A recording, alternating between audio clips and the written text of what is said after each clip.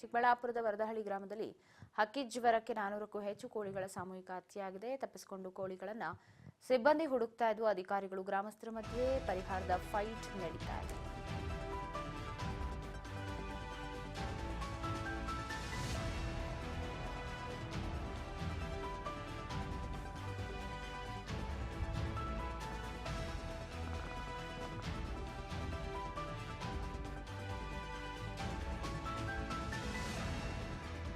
ತಪ್ಪಿಸಿಕೊಂಡಿರೋ ಕೋಳಿಗಳನ್ನ ಹುಡುಕ್ತಾ ಇದ್ದಾರೆ ಸಿಬ್ಬಂದಿಗಳು.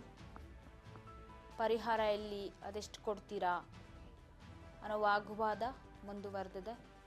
ಗ್ರಾಮಸ್ಥರು ಅಧಿಕಾರಿಗಳ ನಡುವೆ ಕೋಳಿಗಳನ್ನು ಹಿಡಿಯೋಕೆ ಅಧಿಕಾರಿಗಳು ಬಂದದ್ದು ಮೊದಲು ಪರಿಹಾರ ಕೊಡಿ, ಅದಾದ ನಂತರ ನೀವು ಕೋಳಿಗಳನ್ನು ಹಿಡೀರಿ ಅಂತ. ಈ ಹಕ್ಕಿ ಜ್ವರದ ಬಗ್ಗೆ ಅಲ್ಲಿನ ಡಿಸಿ ಕೂಡ ಮಾತನಾಡಿದ್ದಾರೆ. ಏನು ಹೇಳಿದ್ರು ಕೇಳಿ. ಈ ಕೋಳಿಗಳು ಸಾವನ್ನ ಅಪ್ಪಿರೋದ್ರಿಂದ ಇದು ನಮಗೆ ಸಂಶಯ ಮೂಡಿದೆ, ಇದು ಏತಕ್ಕೋಸ್ಕರ ಈ ಕೋಳಿಗಳು ಸತ್ತೋದ್ವು ಅಂತೇಳಿ.